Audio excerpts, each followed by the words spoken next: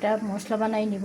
তার জন্য এখানে কাঁচামরিচ, জয়িত্রী আর এলাচি নিয়েছি, আর এখানে হচ্ছে রসুন নিয়েছি। আমি এটা একত্র করে এটাকে ব্লেন্ডার করে নিব। রান্না করব তার মশলাটা আমি আগে মাখাই নিব। আমি এখানে আগে দিয়ে দিব পেঁয়াজ, তারপর আপনাদের সাথে শেয়ার করে আমি যে মশলাটা বানাই রাখছিলাম সেটা দিয়ে দিলাম। দিয়ে দিব লবণ, গুঁড়া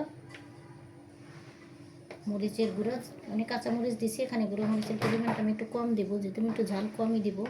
হলুদ মেখে নিব ভালো করে। বিসমিল্লাহ। দিয়ে দিব এই যে মুরগিটা,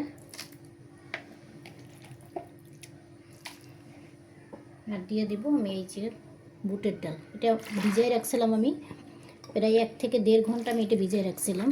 ভিজাই রাখলে তাড়াতাড়ি সিদ্ধ হয়ে যায়, প্রেশার কুকারে দিতে হয় না। প্রেশার কুকারে দিলে আমার কাছে বেশি একটা মজা লাগে না, এই জন্য আমি এভাবে হাতে মাখিয়ে রান্না করব, যাতে একটু টেস্টটা বাড়ে।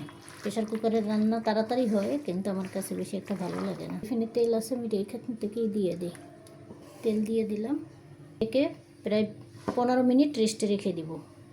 আমি এখন এই যে চুলায় বসাই দিছি, ঢাকনা দিয়ে দিলাম। এখন ফুল আছে, এটাকে কষাই নিতে হবে। আমি ঢাকনাটা খুলে এখন কয়েকবার নেড়ে দিব। এই যে তেলটা উপরে এসে গেছে, এটা কিন্তু ভালো করে কষাইতে হবে যেন কোনো কাঁচা গন্ধটা না থাকে।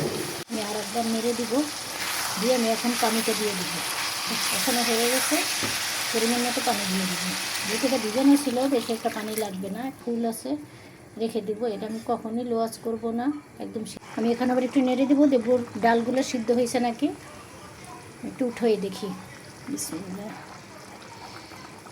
সিদ্ধ হয়ে গেছে। এখন আর 7-8 মিনিট আমি রান্না করলেই পুরোটা সিদ্ধ হয়ে যাবে। আর আমি বেশি রান্নাটা হয়ে গেছে। এখন আমি এখানে একটু ভাজা জিরের গুঁড়ো দিয়ে দিব। এটা দিলে গ্রানটা অনেক সুন্দর আসে, তরকারির টেস্টটা অনেক গুণে বেড়ে যায়। দিয়ে আমি 1 মিনিট, শুধু 1 মিনিট রান্না করব।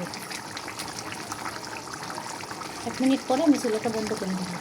আমার রান্নাটা হয়ে গেছে, আমি চুলা বন্ধ করে দিলাম। দেখতে কিন্তু মাশাআল্লাহ অনেক সুন্দর হয়েছে। সবাই ভালো থাকবেন, আল্লাহ হাফেজ।